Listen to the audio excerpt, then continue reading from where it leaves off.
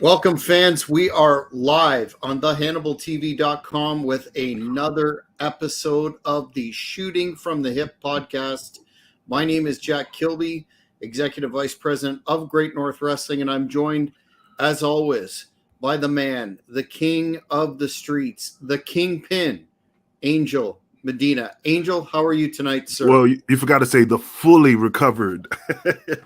Well, we're going to get to that. We're going to get to absolutely. Why don't we just jump right into that to give the fans the update on your recovery program from that rather major surgery that you had earlier. Yeah.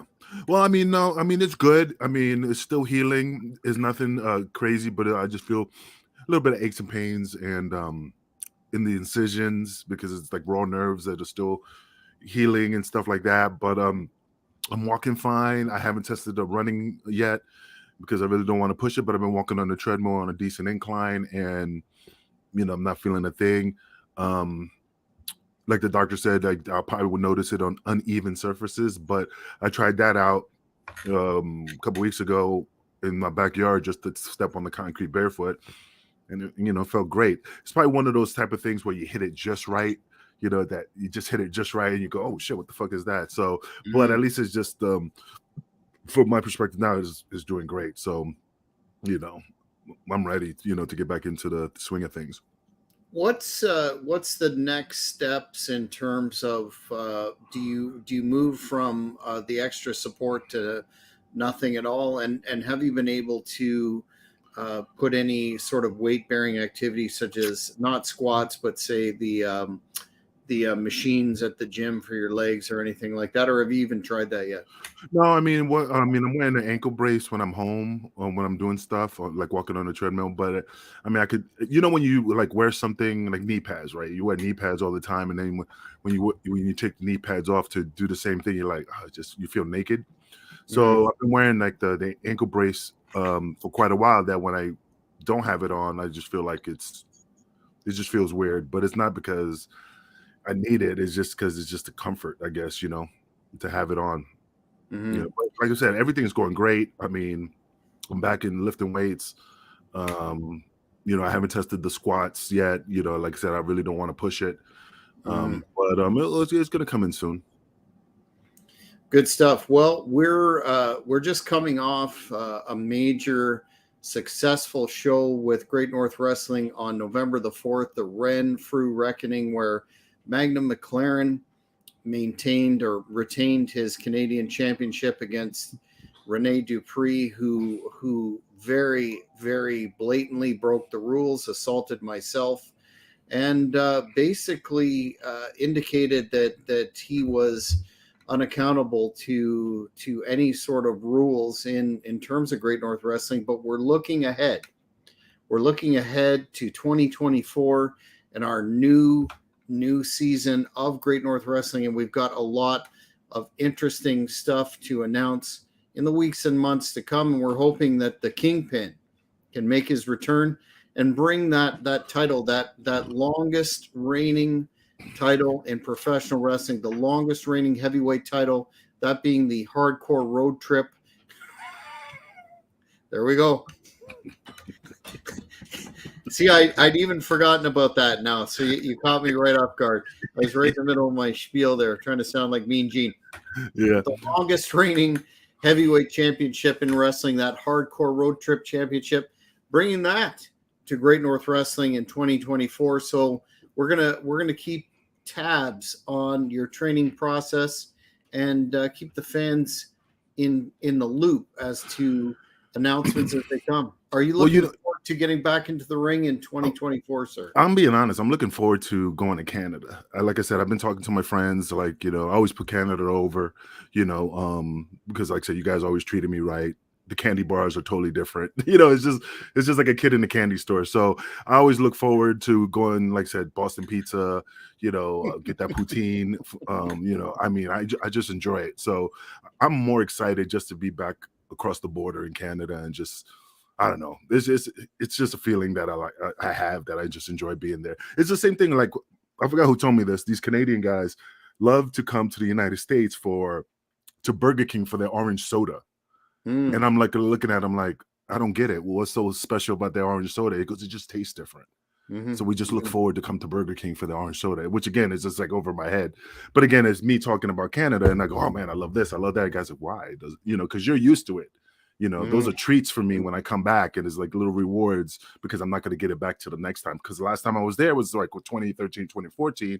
2014. Yeah. And that was a negative experience, was it not? no, On the absolutely. boat? But again, that negative experience, but the experience I had with the Canadian people is always top notch. So Mhm. that's just a drop in the bucket what happened, but everything else was just glorious.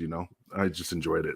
Well, I'm looking forward to having you back, and given the fact that I was involved not in a management capacity, but in those hardcore road trip shows in 2013 and 2014, I'm really looking forward to being in a position to bring you in and have that title defended, because it's long overdue, and I think you're going to experience a career renaissance starting with that. Absolutely.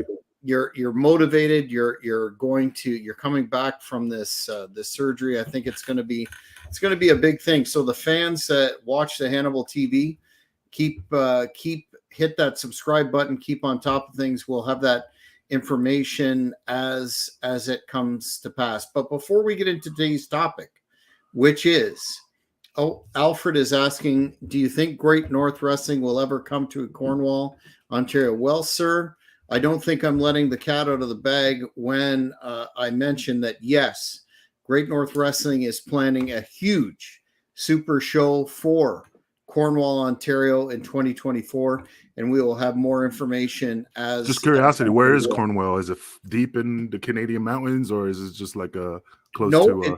It's in Eastern Ontario. It's close to Quebec. It's on near the border of Quebec, but it's about an hour and a bit from our home base in Ottawa, Ontario. But it is a huge wrestling town. The WWF used to come to Cornwall and tape superstars and other syndicated television in one of the big hockey arenas, and we're in talks with some people that are going to make things really, really special. So stay Cornwall, tuned. So Cornwall is basically like the Tennessee of wrestling, where it's just millions of fans, because when you go to Tennessee, you can't beat those people because they Smoky Mountain Wrestling, Jerry Lawler. I mean, the fans just take it to heart. I mean, it's just a different environment. I love Tennessee, because the fans get involved. Cornwall is a very, very big wrestling town, especially for classic old school wrestling and the type of product that GNW offers. So again, it's going to be huge. 2024, I thought that we couldn't really top what we did in 2023 with the restart of Great North Wrestling. 3 very successful shows, but I think we're going to do it. And we're going to bring in some big names and some big stars, of which you will be one. But before we get to the topic at hand today, and that is a countdown and your assessment of gimmick matches in professional wrestling, the iconic gimmick matches in pro wrestling, and your experience in relation to those that you do have experience in, wanted to get your comments or your assessment on the big news story of the week, and that was the sentencing of Tammy Sitch, another original ECW veteran. And I know we've talked about her on the program before, but now that it's come to pass, what are your thoughts on that 17-year sentence minus about 585 days time served? Well, before I get to that, also too is CM Punk showing up at he's an ECW, not original, but ECW alumni in regards to that. But man, dude, it's just so sad watching a celebrity like Tammy spiral down in a hole of just it's just ridiculous, man. I mean, like I said, the woman had the world in her hand, and she could have made millions, thousands, whatever dollars she wanted. I mean, she did the porn thing. She got some money off that. She sold her WWE Hall of Fame ring. I mean, those things were just, it make, people just watch it like, man, I feel sad for her. But for her to come to deliberately drink, drive, eat some burritos, have some vodka, couldn't remember, that from that point on, and then killed this individual. And now she's in there for technically 15 because they already considered what she'd done as a little bit as time served. So she's not going to come out till like she's 67. I'll be 68, and then it's just when she's gonna come out, she's gonna be like, what she's gonna say, like, I found God, I'm here to help people. I mean, a lot of people do that, but it's just that she could have been doing that from the beginning to get herself right and to help other individuals beat the addiction or beat drinking. And I just think it's just you ever watch the movie Bronx Tale? You bet. The Yep. saddest thing in life is wasted talent. Mm-hmm. And that's what it is. She was so talented. She was very beautiful. And she just let herself go. And I really don't have any sympathy for her. I just think that, everybody deserves a second chance, but this is a fourth chance. I hope Or she more. does change. Or more, but I hope she does change. I mean, I hope she does change and proves me wrong. That would be good. A lot of the fans commented on the fact that she brought up the death of Chris Candido as sort of the precipice of her downward spiral, and that was seen as kind of a disingenuous statement given her. I'm trying to find a way to phrase this correctly, but given her her alleged less than faithful relationship with Chris. Did you catch that? And if you did, what did you think of her calling back to him? Yeah, I mean, I definitely got on that, that she just brought him up, but she was the one that caused all that, basically. I mean, cheating on him with the Shawn Michaels or other wrestlers. Again, I like Chris Candido. I'm not bashing him or anything, but just as a man, you give this woman that you love a chance, and she just throws shit in your face, and you just keep eating it. And I've been there, and I totally understand it because Candido didn't deserve that, but I mean, she made this guy, I mean, broke his leg. It's not her fault, but I mean, he was on the gimmicks and stuff like that. I mean, it's her fault. So I don't know how she could be like, well, due to the fact that he died, brought me to the spiral, but you started it. You're the course of what that led him to where he was at, But again, I mean, Chris was a good dude, Yeah, very very sad all the way around, and not to mention, the fact that the victims' families that have been impacted by this terrible situation.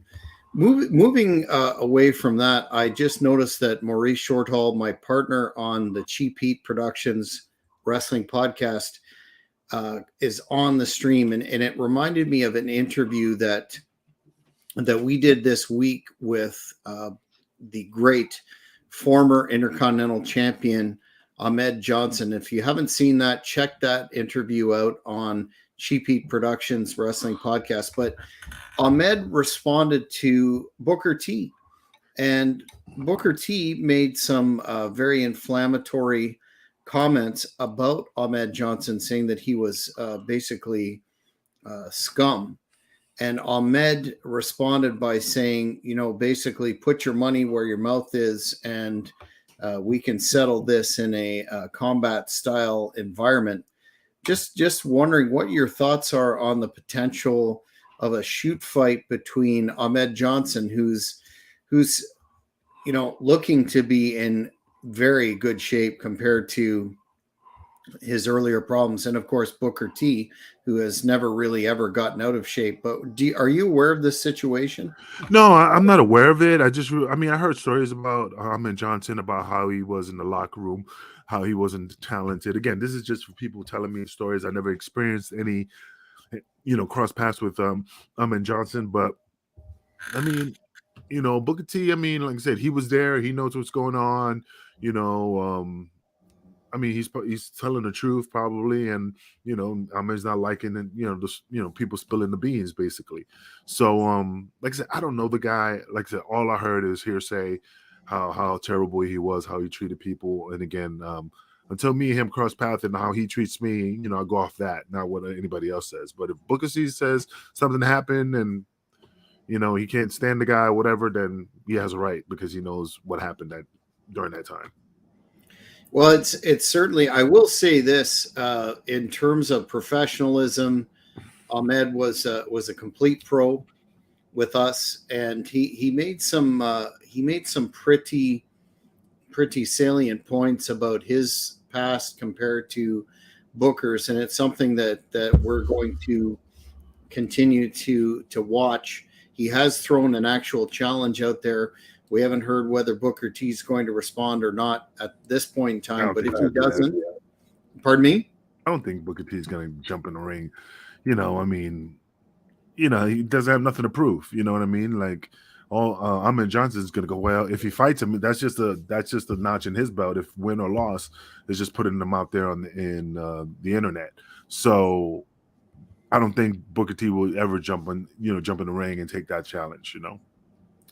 Well, we're going to over on the Cheap Heat Productions podcast, going to keep on top of that story. And if Ahmed does, if Booker does not respond to Ahmed, then we're going to have Ahmed back. Maurice points out that Booker only does one podcast a week, so we'll need to wait. Now, in terms of gimmick matches, you being an ECW veteran, I know that you've worked many of these type of encounters.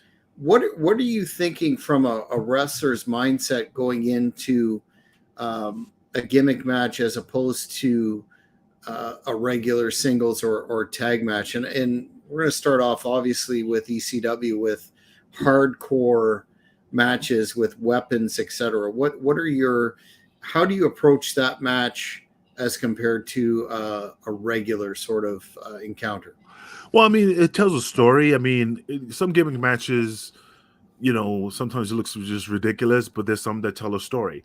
I mean, the stuff in ECW, of course, there was a lot of gimmick matches, but I mean, it was just there to entertain the fans, but they didn't do anything to make it look stupid. Like the Punjabi prison match, or the Halloween Havoc when they electrocuted Abdullah the Butcher. Mm-hmm. I mean, those things, it's obvious. It's just like, it just didn't make any sense. But if it was like Hell in a Cell, that's a gimmick match. It was awesome.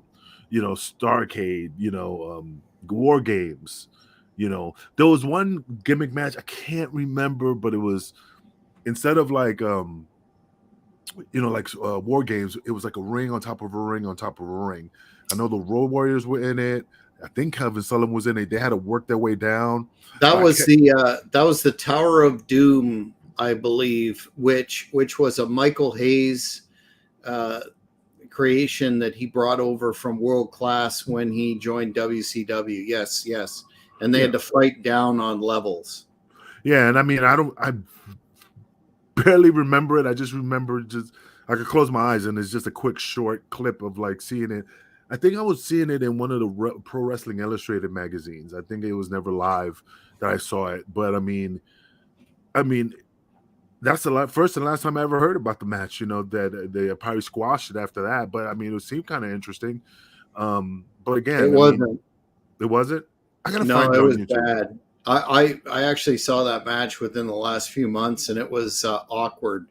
It was basically fight Hogan and Savage against about a billion others, including Jeep Swenson, Kevin Sullivan's Dungeon of Doom, et cetera, and it seemed very, very disorganized. Not a lot of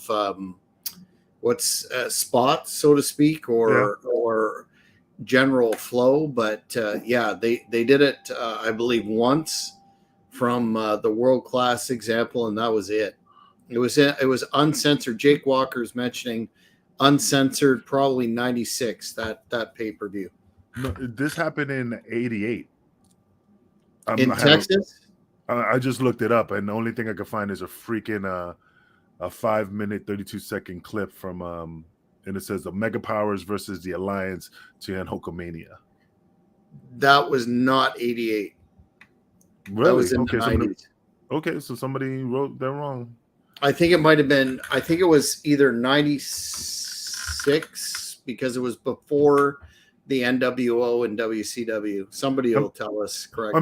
mean, again, I don't believe what's on the internet. It says Jim Ross shoots on the 1988 Tower of Doom match. And it says he's smoking a cigarette and he's talking to what's that fat dude's name? Um, uh, uh, Richard? Conrad Thomas.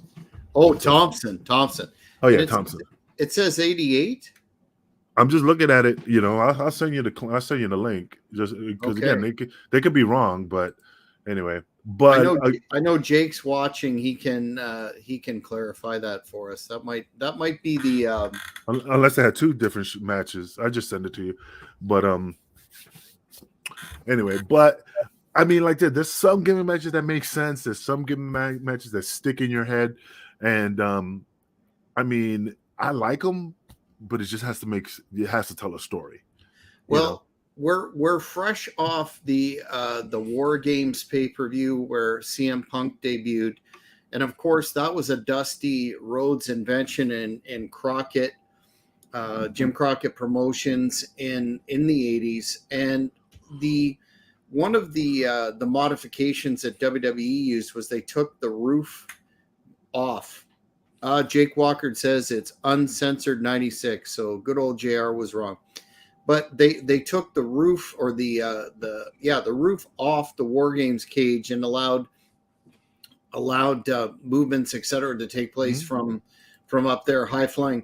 What most controversially, or maybe not, if you listen to Jim Cornette's podcast this week, he went in on the fact that there was a women's War Games before the men's, and it kind of diluted the fact that the War Games in their original presentation were, do or die, these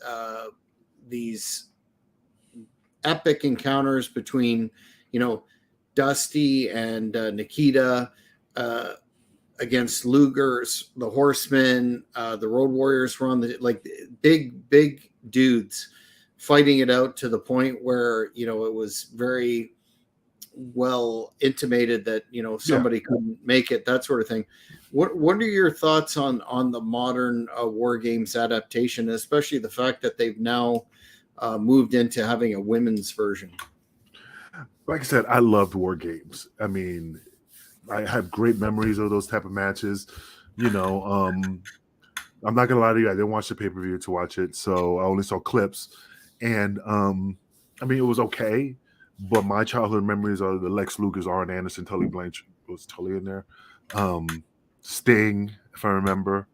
I mean, it's just I don't know. It's just a memory that I have that's just some, the guys that are doing it now, it doesn't get me excited as it did when I was a kid, Since I've been in the business for so long, I guess it lost its luster for me.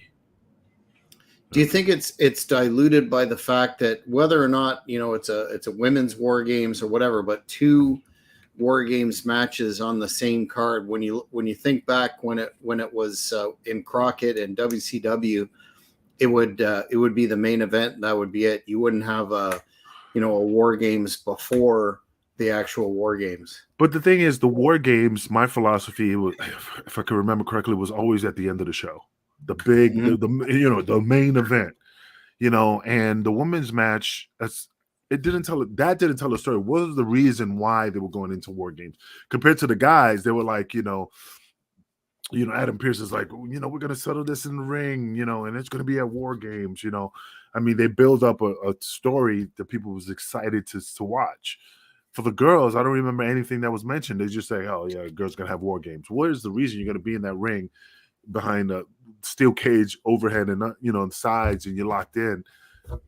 There's no, I mean, it doesn't make any sense. You know what I mean? Mm-hmm. Before there was the War Games, so of course, wrestling had cage matches for decades, and that was generally considered the ultimate blow off to a feud, and it wasn't something that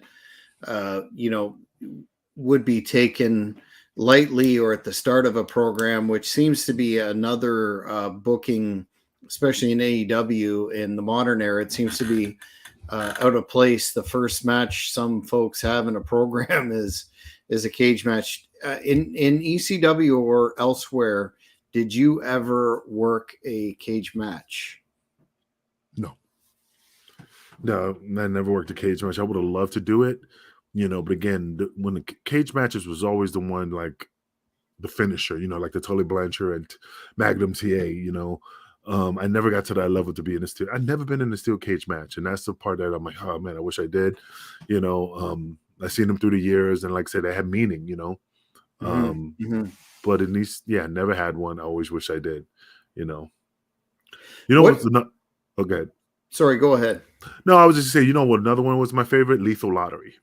Mm-hmm. Was it a Starcade or Slamboree or Starcade? Yeah, Starcade. I think it was like 91 Battle Bowl. Yep. But okay.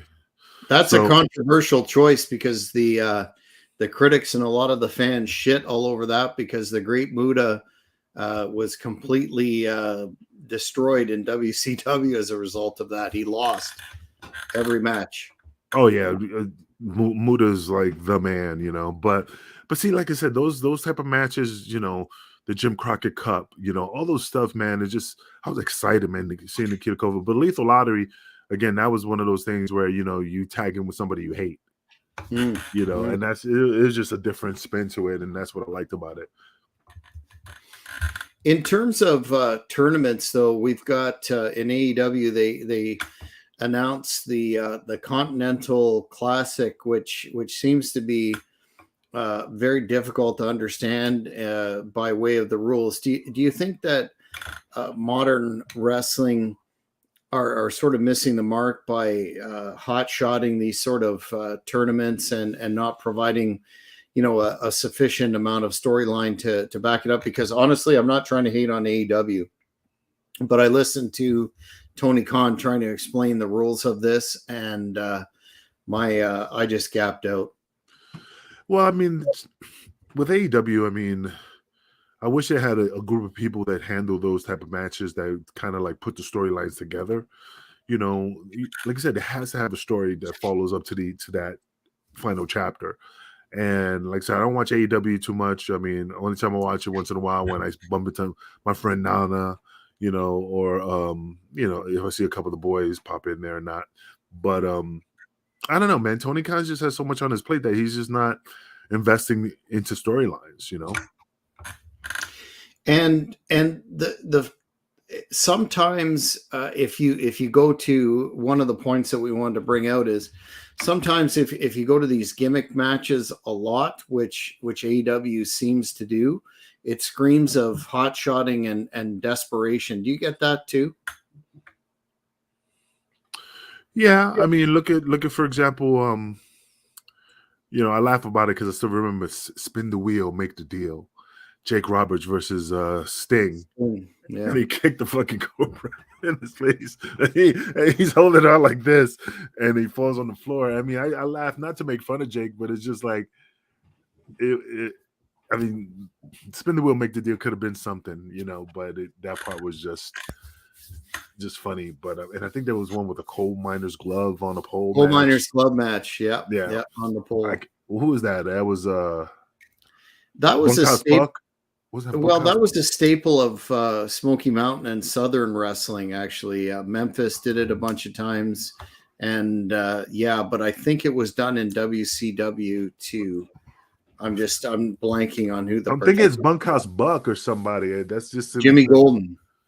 Yeah, I think that pops in my head, but I can't remember if that really happened.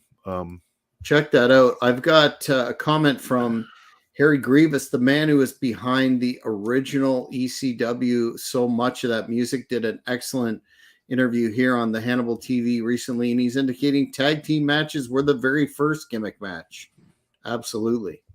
Yeah, absolutely. Yeah, but there was Hacksaw Jim Duggan versus Bud Sawyer, coal miner's glove match. Oh, in Mid-South? It was in Memphis. Jim Duggan versus Hercules Hernandez, coal miner's glove match. And that was in Memphis. So what about DiBiase versus Duggan in the tuxedo match in Mid-South? I don't see that very often. Iron Sheik versus Dutch Savage, coal miner's glove match, 1970. Yeah, it's a bunch of them. I just didn't know that I didn't know that, I just didn't know there was that many had lineage to it.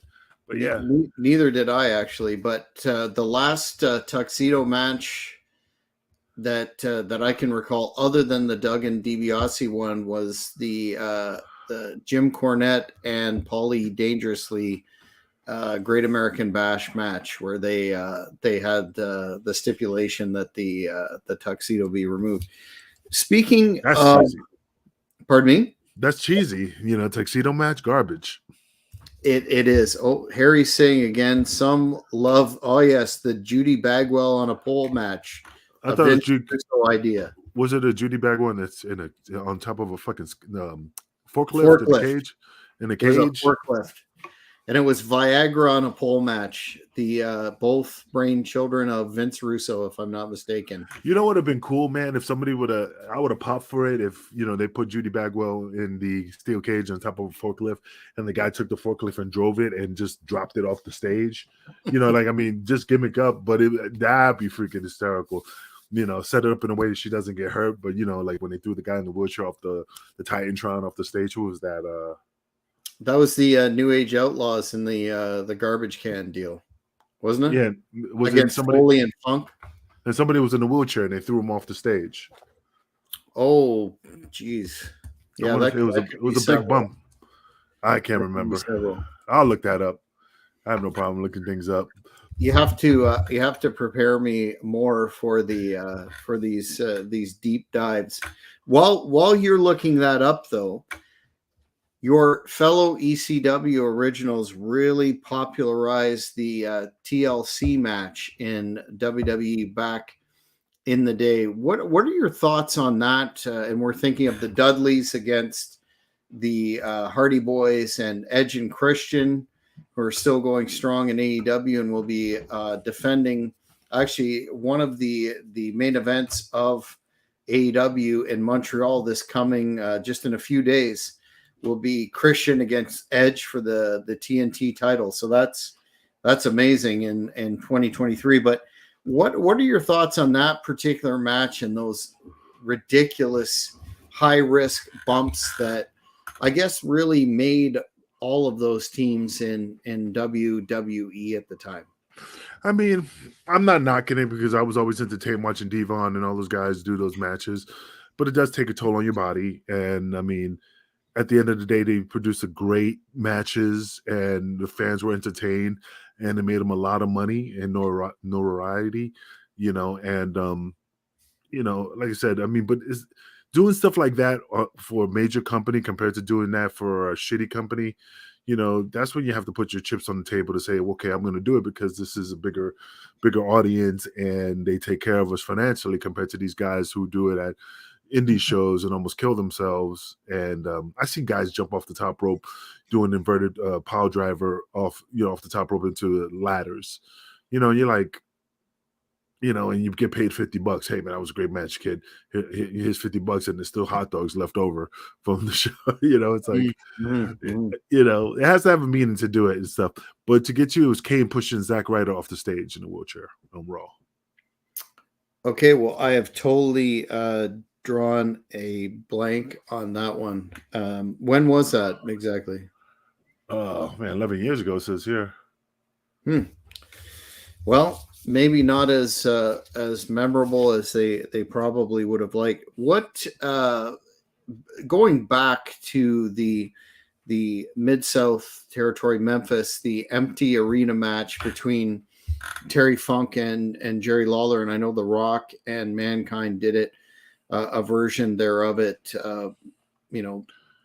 further down the road from that. And then, in an evolution there of the Stadium Stampede match in AEW, where it's basically an empty stadium.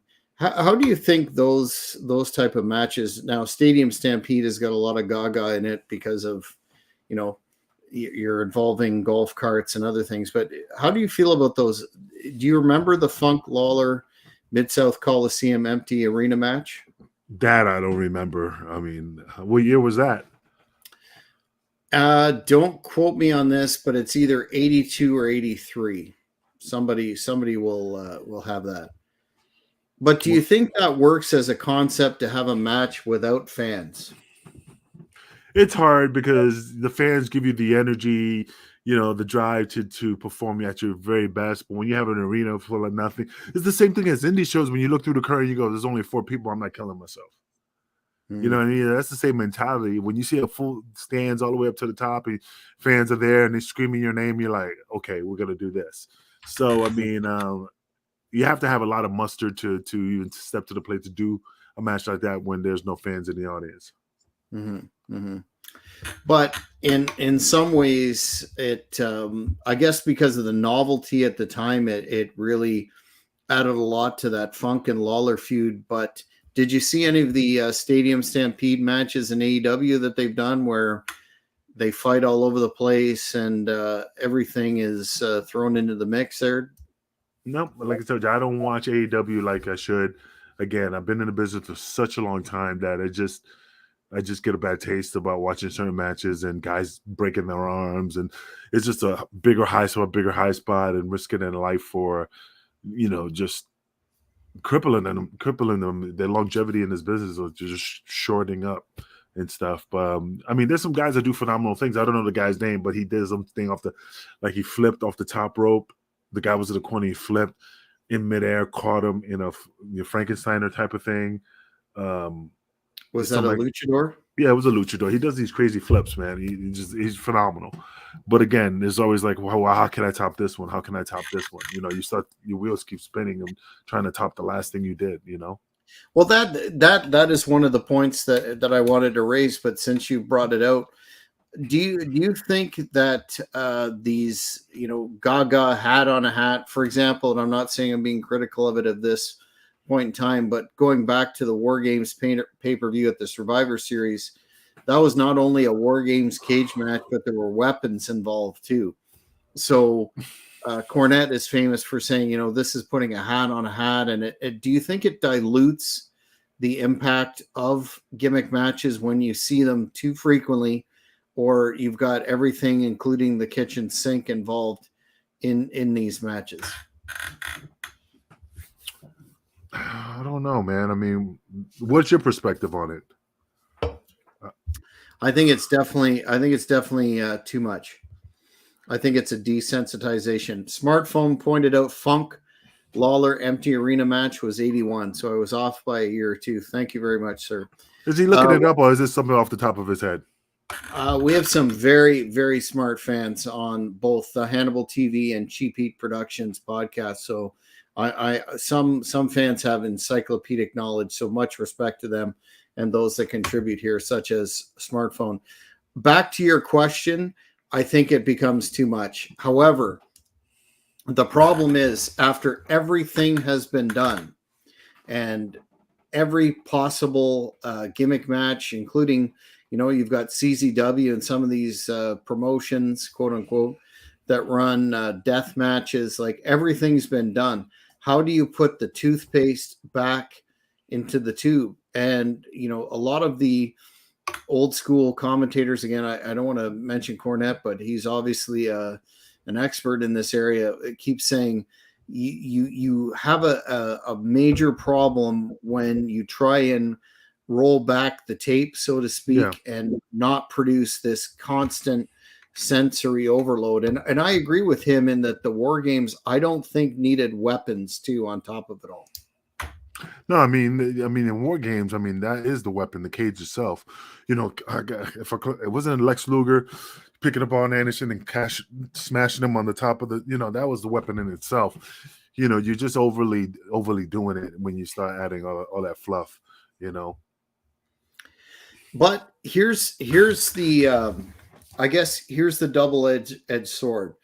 Right now, the WWE in particular, and so we're hearing about AEW, are being incredibly successful financially by way of the product that they present, which a lot of the times is quite boring. So then you juxtapose like your average Raw or SmackDown, where there's 2-minute matches, a lot of talking, and then you go to a pay-per-view, or sorry, premium live event like there was last week with Gaga, Gaga, Gaga, or the reverse for AEW. Their regular programming is Gaga, Gaga, Gaga. Is there any way to, considering the law of diminishing returns for these matches, is there any way that a promotion could return to a more traditional style where personal issues draw money and leave the major gimmicks and Gaga for specialty occasions, or is the horse left the barn, so to speak?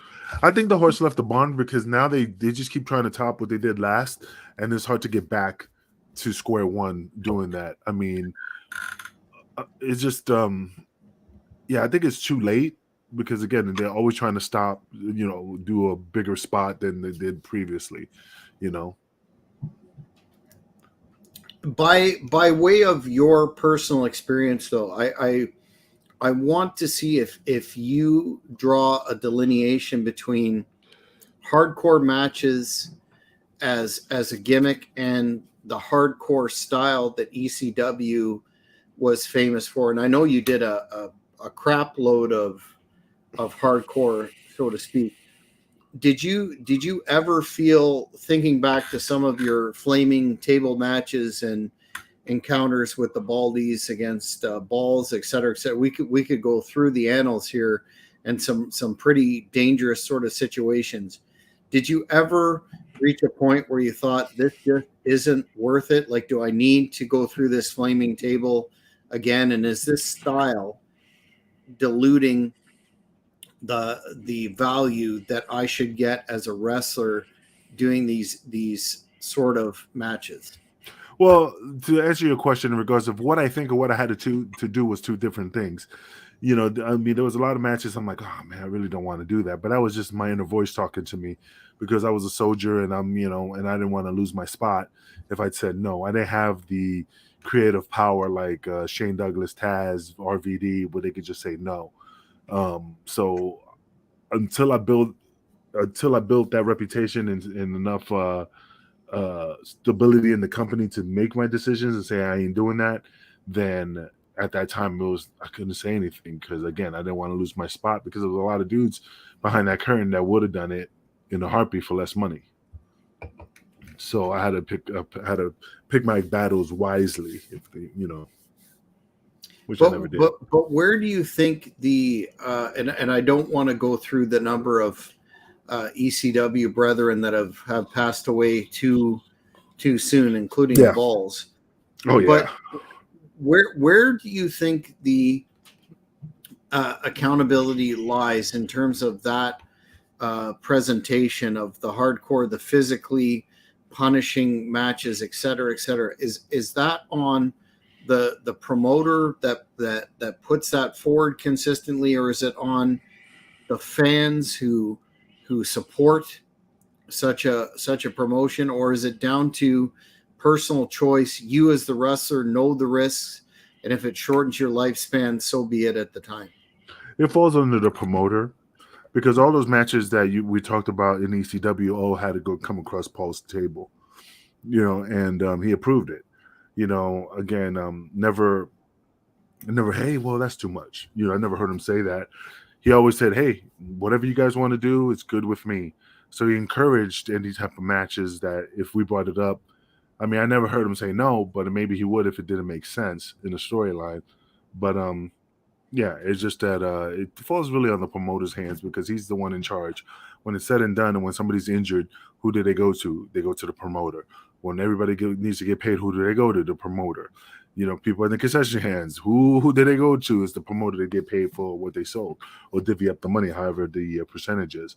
But again, it falls on Vince's hands, Paul Heyman, Jim Cornette, Tony Khan. I mean, those are all the people, are held accountable in regards to these type of matches.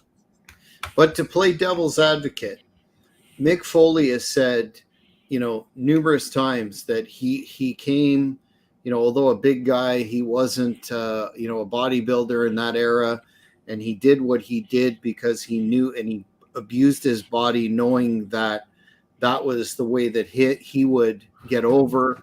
And if we look in the modern era, you've got that little skinny Darby Allin, who does, ridiculous stunts and, certainly shortening his career. Where do you think the wrestler themselves needs to come in and go, I'm and to his credit, Mick Foley, I've heard him say nothing but, I did this, I knew what I was doing, and now I'm paying the price. The price. Yeah. Where do you think that now some have not. Other wrestlers have said, this was a fault of, I had to do this or else I was going to starve. But where does the individual choice click in here? Like I said, it falls back to the promoter, because we're the ones that bring it to them. Hey, boss, I got an idea. This is what we came up with. And the promoter's there, nod his head. Either he approves or disapproves. Look at Necro Butcher. This guy, it's funny. I'm older than Necro Butcher by a year. No. Yeah. And he, I think it's a year, man. I'm older than him. And I'm like, holy shit, I thought he was older than me. And, last time I saw him, he was in a wheelchair. And that's the scary part, see, I'm 51. He's fucking 50. Wow. His birthday is hold on. He was born July 13th, 1973. I was born in 72. Wow. So, but when you look at him again, I'm not making fun of him because I dealt with him in the fucking Canada. He was at the show, and he was on Hardcore Road Trip. Yep. Yeah, and he was the most nicest guy you could ever meet. Very fucking intelligent. Never knew the guy. The guy read a lot, and he was really smart. But when I was like, holy crap, I'm older than him, because when you put your body through all that, that type of hell, you age. I mean, New Jack was limping away. I was just watching something on before we did the show with Super Crazy in Japan. He was still on my screen, and he did this move, this elbow move that he'd done many times, and I noticed that it was like he's not getting as much ups to do the move because he's old, old. And again, still phenomenal wrestler, but it does take, Father Time is undefeated, nobody's ever put him down. Father Time does no jobs.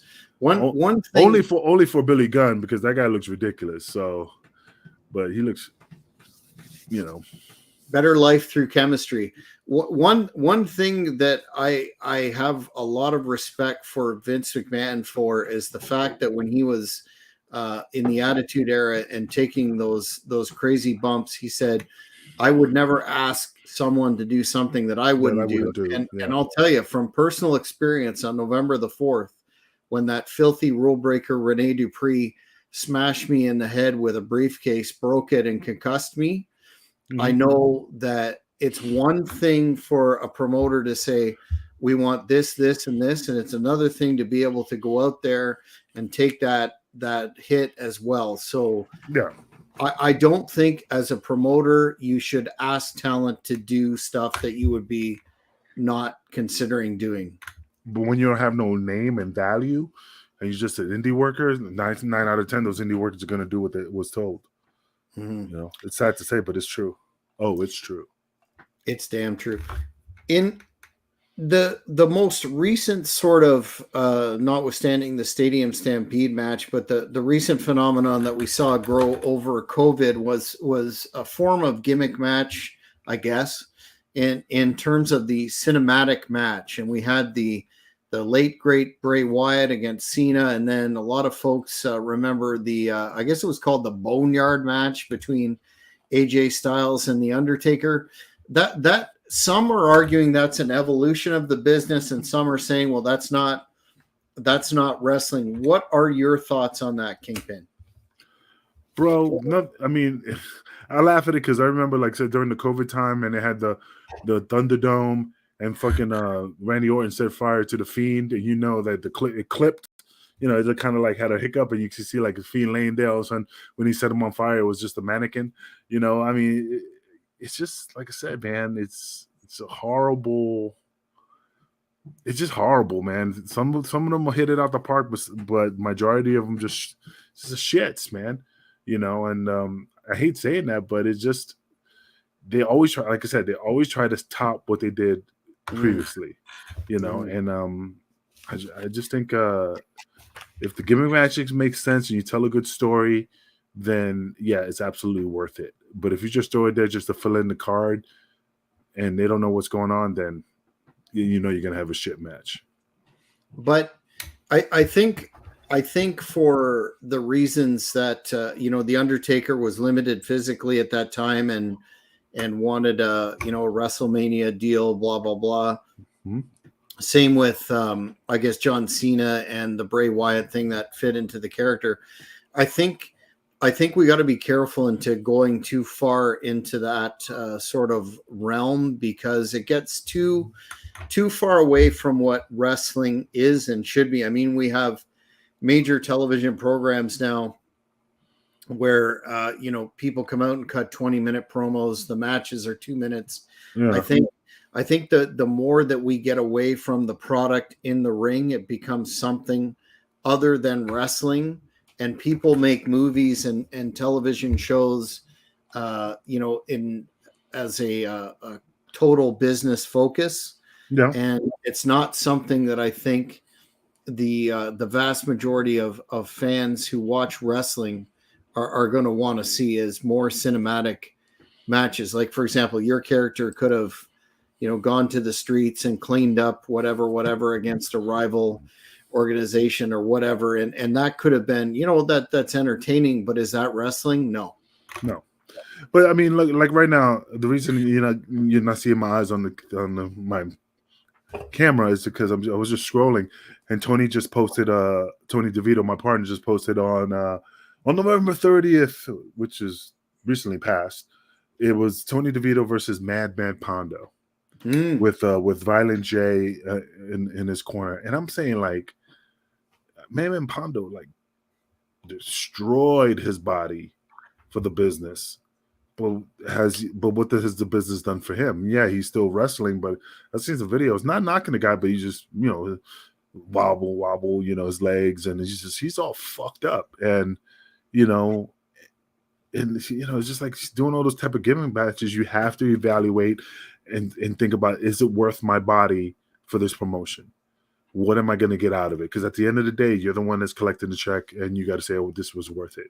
$20 spot and some hot dogs, and you're full of thumbtacks. Are you doing it for the glory, or are you doing it for yourself?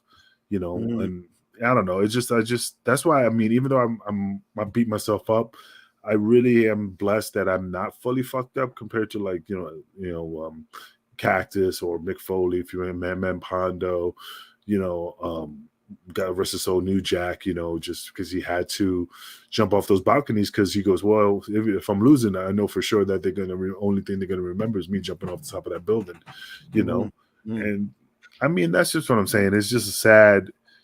If you're gonna risk your body, you got to make sure you're getting paid for it. So, because at the end of the day, that's what is important. And we've discussed this before, but a lot of fans credit the Undertaker Mick Foley Hell in a Cell, with Foley going over and hitting those tables, as the greatest bump of all time. But do you agree with me that although far less heralded, the greatest bump of all time did come from a gimmick match, but that would have been Vic Grimes against New Jack and XPW with that scaffold fall? Yeah, but it's funny. I mean, I know I talk about it a lot, but if it wasn't for me, I'm the call. I mean, I'm laughing because I'm saying it all stemmed from me saying no. And then, if the fans don't know, it's just during the Danbury, what is it called, the Danbury Fall. Yeah, Danbury Fall. I was supposed to go off that scaffold.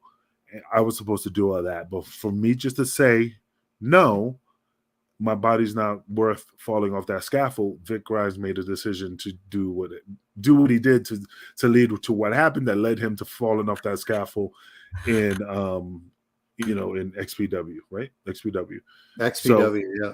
So I'm the it's just that I'm the one that caused that ripple in the water, and he tried to kill him, man. If I knew that was gonna happen, I would have just took the bump myself, But I was, like I said, I wanted to be safe, and I wanted the tables, and I wanted, the board put in that location, and they didn't have time to get it. And that's when I said, no, I'm not doing it. And that's what that's why I got the no, I didn't get no heat, but it's just funny that that's what happened, you know. Well, and you're the, as you pointed out, you're the arbiter of your own health, and especially in ECW with the pay being what it was. I don't think anybody would blame you for that. But holy cow, I watched that XPW match again, and it never ever gets old. So you can say what you want. Some of the greatest moments in at least the 80s and on wrestling have come from gimmick matches. So nothing but respect for the guys and gals that do these matches. Do you But have any? oh yeah, I was gonna say, what's the funniest thing every time I see Vic Grimes falling off that scaffold, and I'm not making fun of him or anything, but every time I see him fall, all I can hear is Slick going, "Turn out the lights, the party's over." I mean, because the way he hit those ropes and bounced back in, I'm like, oh, he's dead, Hmm. But again, was it worth it? Who knows? Only people could see the value of what happened, and they consider it one of the best bumps or whatever. I mean, for me, it was not worth it. But Well, we'd love to have Vic Grimes on this shit, program. Grimes. So, Vic, if you're watching, absolutely reach out to the Kingpin or myself, and we'll make it happen. I have a gazillion questions about your storied career. It's funny. I got Vic on my Facebook page. I'll reach out to him, and whatever he answers, I'll send you the. We'll put it on the show. If he says no, man, I don't want to talk about it, we'll put his answer on the show so we don't think people think we're bullshitting. But I'll ask him. I mean, he's religious now. I heard he's religious. He does like Toys for Tots. But like I said before, once you fall off of that type of height, you see God, you get religious real quick if you survive Yeah, something like that. So God yeah. bless him. I always have love for Vic. I just always gave him a lot of shit, and I'm happy he's still alive, basically. Yeah. Yeah, absolutely. I could see how you would find Jesus very quickly if you lived through that. But Kingpin, final thoughts on gimmick matches. Where do you think we're going to continue as a business to try and top what happened last time, or do you think the well has gone somewhat dry? No, I don't think the well's dry, not even at the least. I think they're just always gonna come up with something bigger and better. They're just gonna reinvent, use the same thing but reinvent it a little bit. Like I said, they could bring back the Tower of Doom and call that for Starcade. I mean, yeah, man, see the CTE's kicking in, but yeah, I mean, it's up to the promoter, and it's something that they just recreate. They keep trying to reinvent the wheel, and they always do something more bigger and dangerous and stuff like that. I mean, I know they stopped when Mick Foley and Edge went through the flaming table and set the dude's hair on fire and stuff, and they never brought it back after that. But maybe 4 years from now they'll bring it back.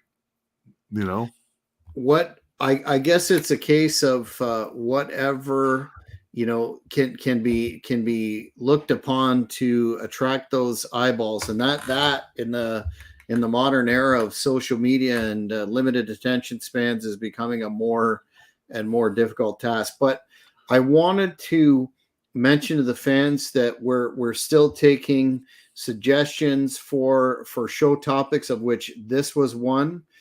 Sorry I didn't get into the WWE match, the Elimination Chamber, because I think again it falls into the hat on a hat deal with a cage and then a bunch of Gaga in there, and they haven't. I don't think they have plans for that next year. I could be wrong, but not one of my favorites. But we are taking show ideas for 2024, and hopefully we can get another one in before the Christmas break. Do you have any final thoughts, Kingpin? Well, I just want to thank all the fans for the well wishes. Speedy recovery. It means a lot when people reach out to me. So I just want to say thank you for the thoughts and prayers. I mean, it wasn't that serious, but I appreciate people reaching out to me. So 2024 is going to be a big year, and hopefully, we'll definitely put something together for me to come back to Canada and defend the title. Also, just to see you and hang out for maybe go to Boston Pizza like we did last time and just have a good time. And like I said, We man, won't talk about that, will we? no, we won't talk about that. But again, man, I appreciate. Yeah, you get well, man. I mean, hopefully, you'll beat it. I mean, it's like I said, you built the immunity. You just feel like crap. I've got that crippling Canadian winter virus thing happening, but hope to kick out on 2. And definitely, once again, not to continually beat this topic, but fans, you're going to want to subscribe to the HannibalTV.com. Keep up to date with all of the good stuff that we have planned coming up for 2024, notwithstanding the fact that we are going to have a major announcement coming for the Super Show we are planning for Cornwall, Ontario in 2024. All this good stuff happening. Subscribe, like, and engage in the shows. Like, we have the best fans who watch, particularly this podcast, smart fans. If you have ideas for shows, things you want to see, let us know. But until next time, Kingpin, can you sign us off? Peace out. There you go. I can't top that.